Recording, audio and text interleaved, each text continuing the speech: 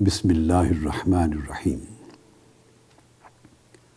السلام علیکم ورحمۃ اللہ وبرکاتہ۔ معزز سامعین و ناظرین، جملہ خواتین و حضرات اور عزیزان محترم، اللہ رب العزت کی توفیق سے ہم ان ایام خلوت میں جن موضوعات پہ آپ جانتے ہیں کہ فوکس کر رہے ہیں، ان کا تعلق ہماری زندگی کے جسمانی اور ظاہری پہلوؤں میں بہتری سے بھی ہے اور ہماری زندگی کے روحانی اور باطنی پہلوؤں کی بھی بہتری سے ہے، یعنی ان پر عمل کرنے سے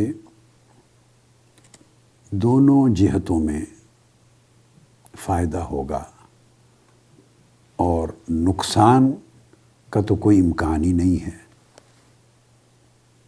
جس قدر ہم اس پر فوکس کریں گے ہر روز کے سبق پر اور اس کو سمجھ کے اسے پریکٹس کرنے کی، اپنے اندر اتارنے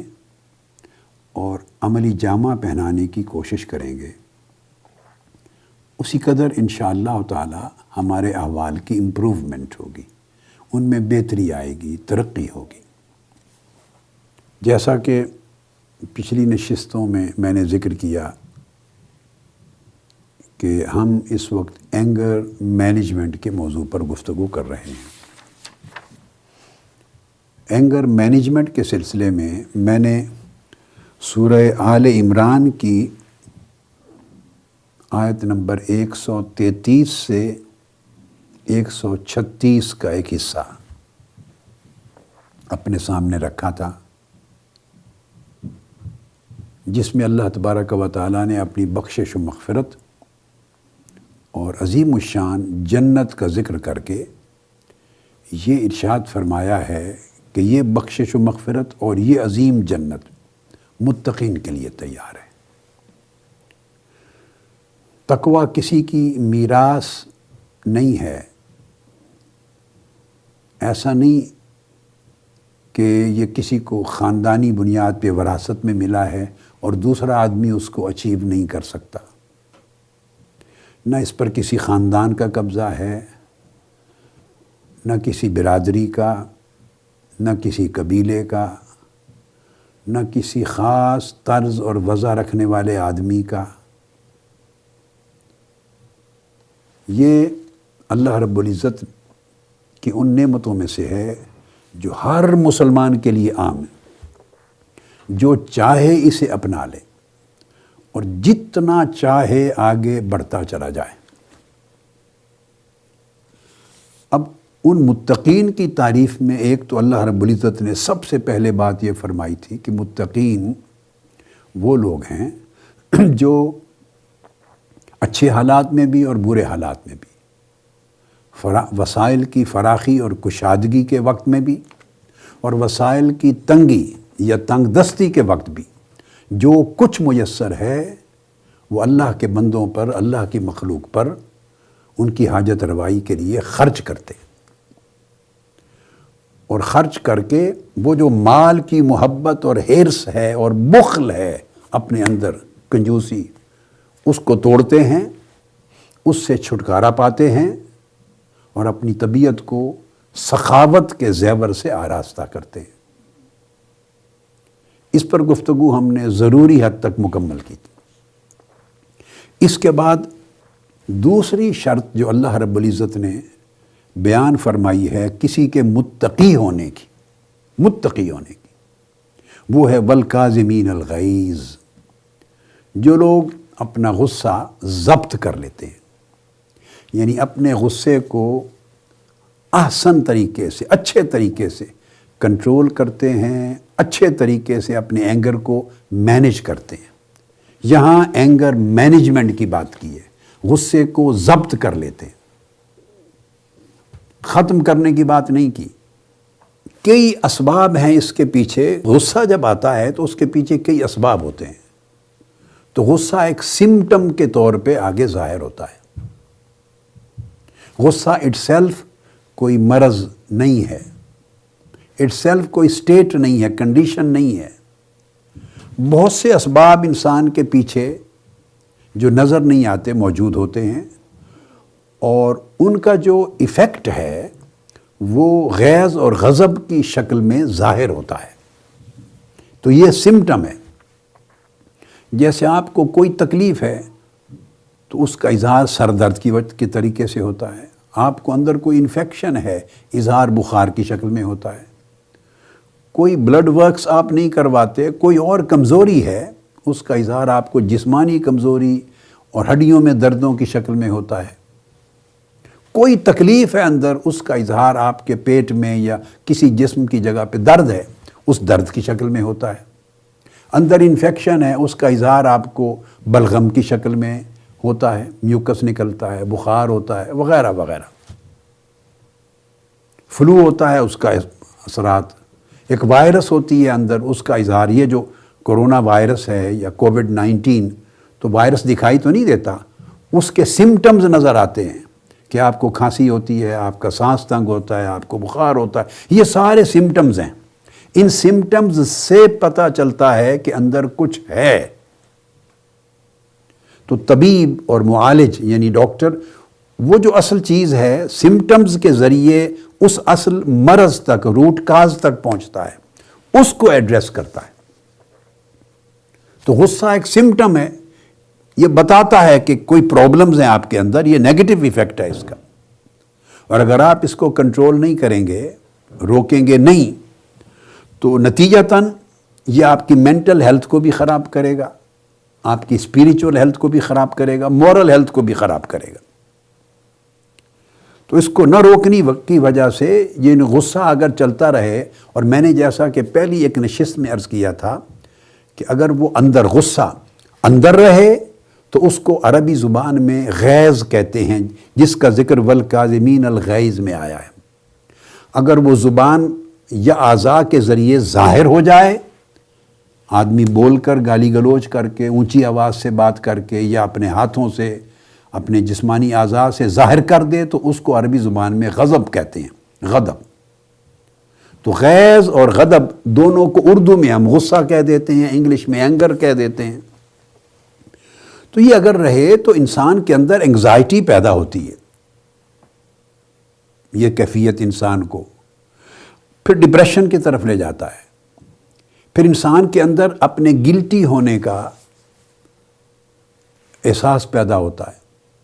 یعنی اپنے بارے میں اندر ایک غصہ اور نفرت جنم لیتی ہے، پھر دوسروں کے بارے میں بھی ایک نفرت جنم لیتی ہے، انسان فرسٹریٹ ہوتا ہے، اس کی ذہنی یکسوئی ختم ہوتی ہے، فریشنس نہیں رہتی طبیعت میں، اور پھر طرح طرح کے کام کرتا ہے، اس کا فوکس نہیں رہتا، بات کو سمجھنے کی صلاحیت کم ہو جاتی ہے، ذہن منتشر ہو جاتا ہے، پھر بندہ اپنے اندر غصے کی وجہ سے آئسولیشن میں رہنا پسند کرتا ہے، بالکل سیپریٹ، کسی کے ساتھ میل ملاپ اچھا نہیں لگتا۔ جب آپ اپنے اندر اپنے لیے نفرت ڈیولپ کر لیں، دوسرے کے لیے نفرت ڈیولپ کر لیں، تو آدمی اس کے ساتھ انٹریکشن نہیں کرتا، دوستی نہیں کرتا، نفرت ہو جاتی، گویا نفرت کا راج ہو جاتا ہے۔ یہ چیزیں مینٹل ہیلتھ کو، ذہنی صحت کو بھی نقصان دیتی ہیں، اور اس کا پھر مینٹل ہیلتھ کے ساتھ پوری جو فزیکل ہیلتھ ہے، جسمانی صحت، اس پہ بھی اس کے اثرات ہوتے ہیں۔ سر درد بھی شروع ہو جاتا ہے، بعض اوقات آنکھوں کی درد بھی ہوتی ہے، اسی کیفیت کے اثر میں، اسی کیفیت کے دباؤ میں سٹومک بھی آپ کا اپسیٹ ہوتا ہے، بعض اوقات پیٹ خراب ہو جاتا ہے، ہارٹ کے پرابلمز ہو جاتے ہیں، بلڈ پریشر کے پرابلمز ڈیولپ ہوتے ہیں۔ یعنی آپ نے دیکھا کہ ایک روٹ کاز ہے، اس نے جنم لے لیا آپ کے غم و غیظ کی شکل میں یا غصے کی شکل میں، اور آپ اس غصے کو کنٹرول نہیں کر پائے، اس کو مینج نہیں کر پائے، تو نتیجتاً ساری کی ساری شخصیت بیماریوں کا شکار ہوتی ہے۔ اور پھر وہ آدمی اپنے ارد گرد لوگوں سے، رہنے والوں سے کٹ آف ہوتا ہے، سوسائٹی سے کٹ آف ہوتا ہے، غصہ ظاہر کرنے والا شخص اپنی عزت کھوتا ہے، اس کا امیج خراب ہو جاتا ہے، لوگ اس کے ساتھ تعلقات رکھنے سے گریز کرتے ہیں، اس کے ساتھ میل ملاپ میں کمفرٹیبل فیل نہیں کرتے، یعنی یہ مجموعی طور پہ اس کی پوری شخصیت پہ بہت سے منفی اثرات ہوتے ہیں، بہت سے منفی اثرات ہوتے ہیں، اور عزت اور وقار بھی چلا جاتا ہے۔ جب آدمی غصے سے بات کرتا ہے تو اس میں کبھی متانت، وقار اور عزت نہیں ہوتی، نہ لوگ اس کی طرف راغب ہوتے ہیں، رفتہ رفتہ لوگ اس کی بات کو معتبر ہی نہیں سمجھتے۔ یعنی یہ میں نے چند ایک چیزیں گنوائی ہیں کہ اس کے نقصانات کتنے ہیں، جسمانی نقصانات، ذہنی نقصانات، سماجی نقصانات، روحانی نقصانات، اور پھر آدمی غصے کی حالت میں اس کی سوچ بیلنس نہیں رہتی، حدود کو توڑ دیتا ہے، لوگوں کے حقوق اور واجبات نظر انداز ہو جاتے ہیں، ان کو بریک کرتا ہے، اللہ کو ناراض کرتا ہے، اوامر اور نواہی کو صحیح طریقے سے انجام نہیں دے سکتا، اور غصہ کرنے والے سے اللہ ناراض ہوتا ہے، اللہ سے دور ہو جاتا ہے، اللہ کے رسول سے دور ہو جاتا ہے، اس کی اپنے اندر دین اور روحانیت کی کمزوری ہو جاتی ہے، اس کے اندر جو لوگوں کے ساتھ شفقت کا برتاؤ کرنا، بھلائی کا برتاؤ کرنا، احسان کا برتاؤ کرنا، وہ سارا برتاؤ نفرت میں کنورٹ ہو جاتا ہے۔ تو ہزار ہاں نیکیاں ہیں، بھلائیاں ہیں جن سے انسان محروم ہو جاتا ہے، اور دانا نہیں رہتا، وہ اس کے اندر دانائی متاثر ہوتی ہے، چیزوں کا انالیسز نہیں کر سکتا، تحمل کے ساتھ جو چیز کو سمجھنا تھا، دوسرے کے رویے میں کہ مثبت پہلو کو دیکھنا تھا، حسن ظن کو قائم کرنا تھا، وہ سب کچھ ختم ہو جاتا ہے، اس کی جگہ منفی سوچ، نیگیٹیوٹی، سوء ظن، ہر ایک کے بارے میں بدگمانی آ جاتی ہے، اور یہ چیزیں انسان کو بیمار کرتی ہیں۔ اس لیے اللہ رب العزت نے فرمایا کہ جب تک آپ غصہ مینج نہیں کریں گے، اس کا کنٹرول نہیں کریں گے، آپ کی زندگی سے خیر رفتہ رفتہ ختم ہوتی چلی جائے گی، یہ شر غالب آتا چلا جائے گا، اور الٹیمیٹلی وہ جو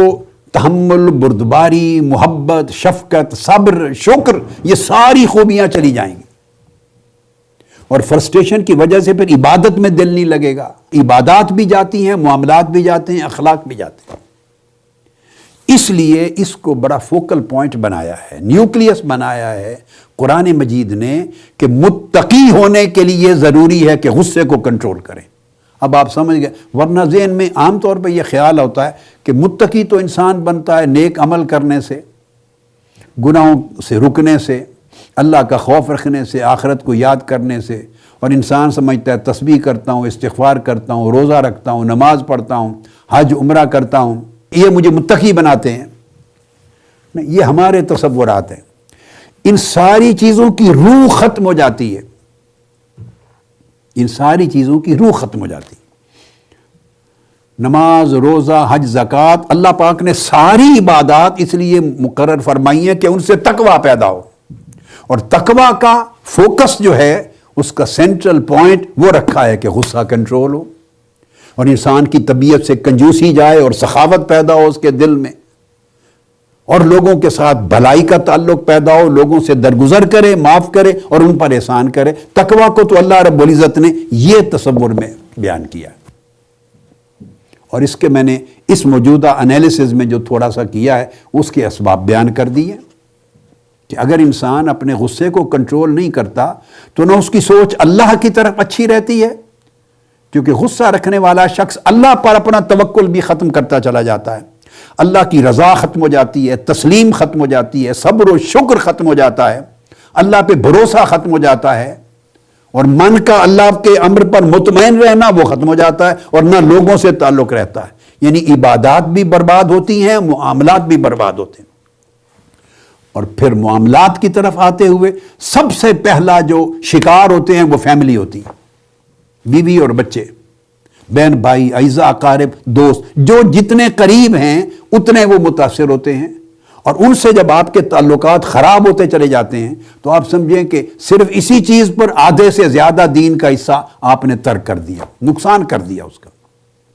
تو یہ جو ایام ہیں اس میں چونکہ آپ کو قربت ہے، یہ ایک مجاہدہ بھی ہے، یہ مجاہدہ ہے۔ آپ جب زیادہ مل کے بیٹھتے ہیں، بچوں کے ساتھ انٹریکشن کریں گے تو کئی چیزوں پر آپ کو غصہ آئے گا، یہی تو امتحان ہے کہ اپنے آپ کو غصہ سے کیسے بچاتے ہیں،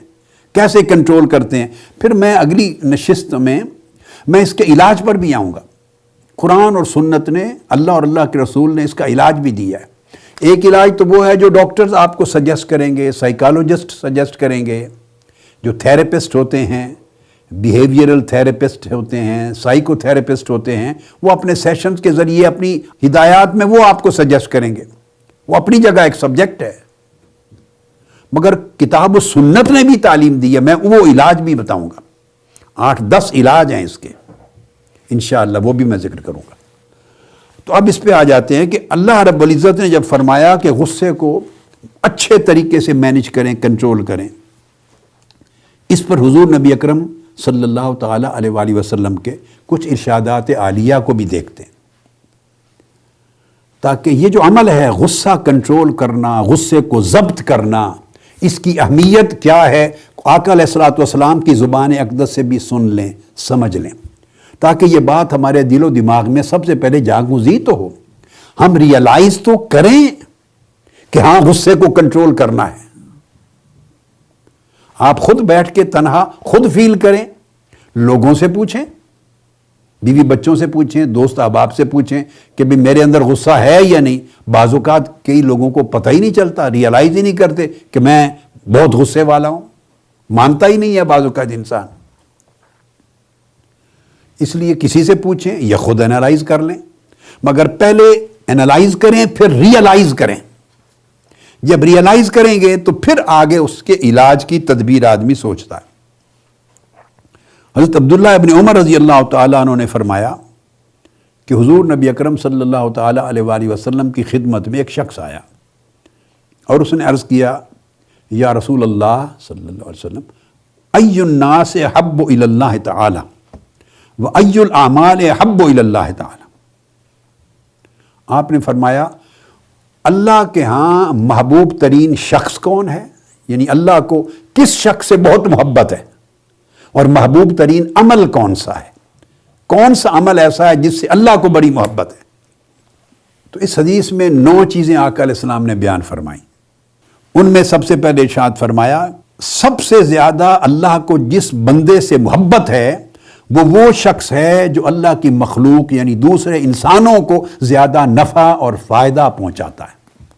جو شخص دوسرے لوگوں کو جتنا نفع مند ہے وہ اتنا اللہ کی نگاہ میں محبوب ہے۔ جس سے انسانیت کو، لوگوں کو، اس میں بیوی بچوں سے شروع ہو جاتا ہے یہ تعلق، اعزاء اقارب سے، پڑوسیوں سے، دوست احباب سے، سوسائٹی کے غریبوں سے، متعلقین سے، امیروں سے، دوسرے لوگوں کو جس شخص سے جتنا فائدہ پہنچے، نفع پہنچے، مال میں، دولت میں، علم میں، اخلاق میں، مدد و نصرت میں، رہنمائی میں، حاجت روائی میں، کسی بھی اعتبار سے، اس کے غم کو خوشی میں بدلنے میں کسی بھی اعتبار سے جو شخص دوسرے لوگوں کو جتنا زیادہ فائدہ پہنچائے گا اس کی زندگی سے، اس کے طرز عمل سے، اور اس کی فکر میں، ذہن میں یہ چیز جمی رہے گی، میں دوسروں کو فائدہ پہنچاؤں، میں دوسروں کے لیے زندہ ہوں، دوسروں کی رہنمائی کے لیے، دوسروں کی حاجت روائی کے لیے، دوسروں کی بھلائی کے لیے، تو جتنی بھلائی آپ کی ذات سے دوسرے کو پہنچے گی اتنا ہی آپ اللہ کی ہاں محبوب ہوں گے۔ یہ پہلی بات فرمائیں۔ اور رہ گئے اعمال، اللہ پاک کو سب سے عمل کون سا محبوب ہے؟ فرمایا احب الاعمال الی اللہ تعالی سرور یدخلہ علی مسلم۔ سب سے زیادہ جس عمل سے اللہ کو محبت ہے وہ یہ کہ بندہ دوسرے کے دل کو خوشی پہنچائے۔ دیکھیے پہلا جواب جو تھا اس میں آقا علیہ السلام نے فرمایا دوسرے کو فائدہ پہنچائے، وہ عملاً کچھ فائدہ ہے جو دکھائی دیتا ہے کہ اس کی کوئی حاجت تھی، پریشانی تھی، مشکل تھی، اس کو دور کیا اور اس کی مدد کی۔ دوسری چیز ہے اس کا تعلق ایک کیفیت کے ساتھ، ایک حالت کے ساتھ، فیلنگ کے ساتھ ہے۔ دوسرا یہ کہ آدمی بھلا وہ تو کچھ نہیں کر سکتا مگر کم سے کم اس کے عمل سے دوسرے کے دل کو خوشی پہنچے، مسرت پہنچے، فرحت کا باعث بنے۔ خواہ مسکرا کے دیکھ لے تو خوشی ہو جائے، خواہ اس کا حال چال پوچھ لے خوشی ہو جائے، خواہ اس کی پریشانی کا فکر کر لے، کنسرن ظاہر کر لے تو خوشی ہو جائے، خواہ کسی کام میں اس کی مدد کر لے اس کو خوشی ہو۔ آپ آج کل گھر میں ہیں، مثلاً آپ اپنی بیوی بچوں کے ساتھ مل کے کوکنگ کریں، خوشی ہوگی، آپ کی بیوی کا ایک بوجھ ہلکا ہوگا۔ اپنے دن بانٹ لیں، 7 دن ہیں، 2 دن آپ کوکنگ کریں اور بچے بڑے ہیں تو 1-2 دن بچوں کو دکھائیں، وہ کوکنگ کریں، آپ ان کو ہیلپ کریں، 3 دن آپ کی وائف کوکنگ کری، آپ ان کو ہیلپ کریں، کچن میں کھڑے ہوں، مل کے پیاز کاٹیں، سبزی کاٹیں، ٹماٹر کاٹیں، سیلڈ بنائیں، سبزی بنائیں، کوکنگ کریں، ان کے ساتھ جوائنٹلی کام کروائیں، گھر کا صفائی میں ہیلپ کریں۔ اس عمل سے آپ نے ان کو نفع بھی پہنچایا اور اس عمل سے ان کو سرور بھی پہنچا۔ پھر بچوں کے ساتھ بیٹھے کھیلیں، فیملی کے ساتھ کوالٹی کا اچھا خوشگوار وقت گزاریں جس سے ان کو خوشی ہو۔ یاد رکھ لیں، معاملات میں ہر بھلائی کی ابتدا فیملی سے ہوتی ہے۔ الاقرب فالاقرب۔ بعض لوگ فیملی کو نگلیکٹ کرتے ہیں اور باہر بڑی خیرات اور بڑی حسنات اور بڑی بھلائیاں کرنا چاہ رہے ہوتے ہیں۔ ایسی بھلائیاں قبول نہیں ہوتی۔ بھلائی کی ابتدا اپنی فیملی سے، بیوی بچوں سے ہوتی ہے۔ انفاق خرچ کرنے کی ابتدا بچوں سے، ان کے دلوں میں سرور اور خوشی ڈالنے کی ابتدا اپنی فیملی اور بچوں سے۔ اس سے آپ اپنی فیملی اور اپنے بچوں کے اور آپ کے درمیان جو فاصلے ہیں ان کو کم کریں، ان کو اپنے قریب کریں، خود ان کے دلوں کے قریب ہوں، اپنی رویہ سے محبتیں بانٹیں، مسرت بانٹیں۔ تو فرمایا جو شخص مسرت اور محبت بانٹتا ہے اور اس کی وجہ سے دوسرے کے دل میں سرور اور راحت پیدا ہوتی ہے، کمفرٹ ملتی ہے دوسرے کو، وہ عمل اللہ کو سب سے زیادہ پسند ہے۔ پھر فرمایا تیسرا، آج ہم اسی حدیث پر اکتفا کریں گے، اس مضمون کو پھر میں انشاءاللہ اگلی نشست میں جاری رکھوں گا، یہ حدیث مکمل آج کریں گے بس۔ تیسرا عمل فرمایا، اور یکشف عنہ کربت، یا کوئی شخص کسی دوسرے کی کوئی ایک مصیبت اور مشکل دور کر دے، اس کی مدد کر، کسی قسم کی مشکل ہے۔ اب اس کی تفصیلات ہیں، کوئی شخص کسی مشکل میں مبتلا ہے تو جو آدمی اس کی حاجت روائی کر دے، اس کی مشکل پریشانی کو دور کر دے، یہ تیسرا عمل ہے جو اللہ کو محبوب ہے۔ اور تقضی عنہ دینا، یا چوتھا کوئی قرض دار ہے اس کی مدد کر کے اس کا قرض اتار دے، یہ اللہ کو بہت پسند ہے۔ اور تطرد عنہ جوعا، کوئی شخص بھوکا ہے اس کی بھوک کو رفع کر دے، کھانا کھلا دے۔ آج کل یہ عمل کتنا دستیاب ہے آپ کو، بے شمار لوگ بھوکے ہیں، وسائل کی کمی ہے، کاروبار روزگار بند ہیں، جن کو اللہ نے دیا ہے وہ لوگوں کو کھانا کھلائیں۔ میں مبارکباد دیتا ہوں منہاج القرآن کی دنیا بھر کی تنظیمات کو، پاکستان کے اندر اور پاکستان سے باہر پوری دنیا کی تنظیمات کو، اور منہاج ویلفیئر فاؤنڈیشن کی تمام تنظیمات کو، جو کروڑہا روپے خرچ کر کے لوگوں کو کھانا کھلا رہے ہیں ایام میں۔ میرا دل یعنی آپ نے خوشی سے بھر دیا ہے میرے تمام کارکنان نے۔ یہ وہ عمل ہے، یہ اصل دین ہے، یہ ایمان ہے کہ لوگ بھوکے ہیں انہیں کھانا کھلانا اعلی اسلام اور اعلی عمل ہے جس سے اللہ کو محبت ہے۔ اور پھر فرمایا وَلَأَنْ أَمْشِيَ مَا أَخٍ فِي حَاجَةٍ أَحَبُّ إِلَيَّ مِنْ أَنْ أَعْتَكِفَ فِي هَذَا الْمَسْجِدِ، یعنی مسجد المدینہ شہراً۔ فرمایا کوئی شخص اپنے کسی بھائی کی حاجت روائی کے لیے ایک قدم چل کے جائے، کسی کی مدد کے لیے، کسی کو ہیلپ کرنے کے لیے ایک قدم چل کے جائے، تو آقا علیہ السلام نے فرمایا وہ ایک قدم کسی کی مدد کرنے میں چل کے جانا مجھے پورا 1 مہینہ اس مسجد نبوی میں اعتکاف بیٹھنے سے زیادہ عزیز اور محبوب ہے۔ آقا علیہ السلام نے اپنی کیفیت فرمائی کہ میں پورا مہینہ اپنی مسجد میں یعنی مسجد نبوی ہے اس میں اعتکاف بیٹھا رہا ہوں، نفلی اعتکاف، اس اعتکاف کی عبادت سے کہیں زیادہ مجھے اور میرے اللہ کو یہ عمل محبوب ہے کہ بندہ چند قدم چل کے کسی کی مدد کے لیے جائے۔ دیکھیے کتنا کنسرن پیدا کیا ہے، انسان کے اندر انسانیت پیدا کی ہے، انسان کو انسانوں کی پریشانیوں کا احساس پیدا کیا ہے، اس کی فکر پیدا کی ہے۔ اور پھر اس کے بعد ارشاد فرمایا وَمَنْ كَفَّ غَضَبَهُ سَتَرَ اللَّهُ عَوْرَتَهُ۔ مضمون تو یہ تھا مگر میں نے چاہا کہ میں حدیث پوری بیان کر دوں، آج کا سبجیکٹ جو ہے وہ حصہ اب آیا، مگر میں نے نہیں چاہا کہ حدیث کو آدھا بیان کر دوں آدھا چھوڑ دوں۔ تو فرمایا جو شخص اپنے غصے کو قابو کر لے، غصے کو کنٹرول کر لے، غصے کو اچھے طریقے سے مینج کر لے، اللہ پاک کو یہ عمل بڑا پسند ہے، وہ اس نیک عمل کے صدقے اس کے گناہ کو، اس کی خرابیوں کو یا اس کی کوئی کمزوریوں پہ پردہ ڈال دے گا۔ من کف غضبہ ستر اللہ عورتہ، جو شخص میں پھر کہہ اپنے غصے کو اچھے طریقے سے کنٹرول کرتا ہے، مینج کرتا ہے، ضبط کر لیتا ہے غصے کو، اللہ پاک اس کے عیبوں پہ پردہ ڈال دیتا ہے، اور یہ بھی محبوب ترین اعمال میں سے۔ پھر اس کے بعد آگے فرمایا 8ویں چیز، وَمَنْ كَظَمَ غَيْظَهُ وَلَوْ شَاءَ أَنْ يُمْضِيَهُ أَمْضَاهُ مَلَأَ اللَّهُ قَلْبَهُ رَجَاءً يَوْمَ الْقِيَامَةِ۔ پہلا تو تھا کہ غصہ ظاہر ہو رہا تھا، اس کو روک لیا، کنٹرول کیا اس کیفیت میں۔ اب دوسری چیز فرمائی، ابھی باہر اس کے غصہ ظاہر نہیں ہوا تھا، اندر ابال کی طرح موجود تھا، ارتعاش تھا، اندر اس کی ایجیٹیشن تھی، اور اس کو جس شخص نے کنٹرول کر لیا، اندر ہی غصہ باہر ظاہر ہونے سے بھی پہلے اس کو ضبط کر لیا، اور اس کو صبر میں، حلم میں، بردباری میں، ٹھنڈک میں بدل دیا۔ فرمایا حالانکہ وہ چاہتا تو جس پر غصہ آ رہا تھا اس پر ظاہر کر سکتا تھا، اس کو کوئی نقصان پہنچا سکتا تھا، انتقام لے سکتا تھا، جو وہ چاہتا تھا کچھ نہ کچھ کر گزرتا، مگر اس شخص نے اس کو ضبط کر لیا، اندر ہی ضبط کر لیا اور باہر بھی ظاہر نہیں ہونے دیا۔ فرمایا وہ عمل اللہ کو اتنا محبوب ہے کہ قیامت کے دن اللہ پاک اس کے دل کو اللہ کی رحمت کی امید کے ساتھ بھر دے گا، جو چاہے گا وہ شخص اللہ پاک اس کو قیامت کے دن عطا کر دے گا۔ جو شخص غصہ ظاہر کر سکتا تھا، یا کسی پہ غصہ نکال سکتا تھا، یا کسی کو نقصان پہنچا سکتا تھا، یا اونچا بول کے کسی کو ڈرا دھمکا سکتا تھا، یہ کر سکتا تھا، مگر اس نے ضبط کر لیا اللہ کی رضا کے لیے، یہ جانتے ہوئے کہ یہ عمل اللہ کو بڑا محبوب ہے، اس عمل سے اللہ میری پردہ پوشی فرماتا ہے، اس عمل سے اللہ راضی ہوتا ہے، اس عمل سے اللہ قیامت کے دن میرے گناہ معاف کرتا ہے، اللہ اس کے رسول کا حکم ہے، یہ سمجھ کے اس نے اس غصے کو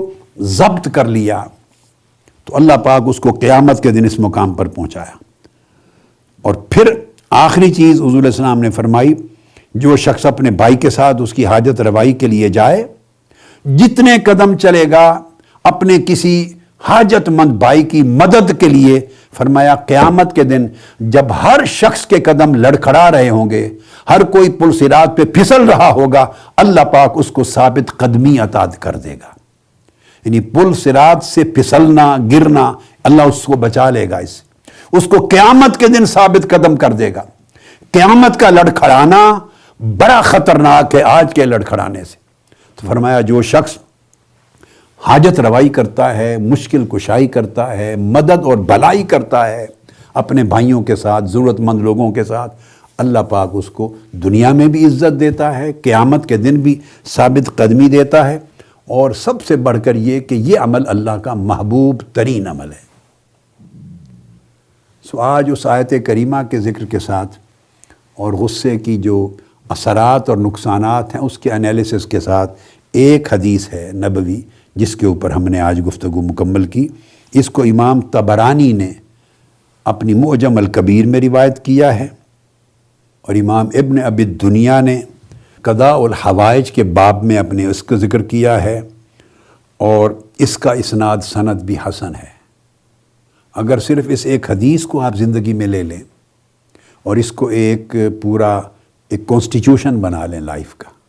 9 چیزیں بیان ہوئی ہیں، اور ساروں پر کنسنٹریٹ کر لیں، ساری زندگی بدل جائے گی۔ کوشش کریں اس سبق کو یاد کرنے کی، اپنی لائف میں اپلائی کرنے کی،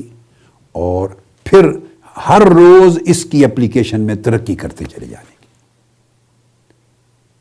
والسلام علیکم ورحمۃ اللہ وبرکاتہ۔ سب سے پہلے نئی ویڈیوز کو حاصل کرنے کے لیے شیخ الاسلام ڈاکٹر محمد طاہر القادری کے آفیشیل یوٹیوب چینل کو سبسکرائب کریں اور بیل آئیکن کلک کریں۔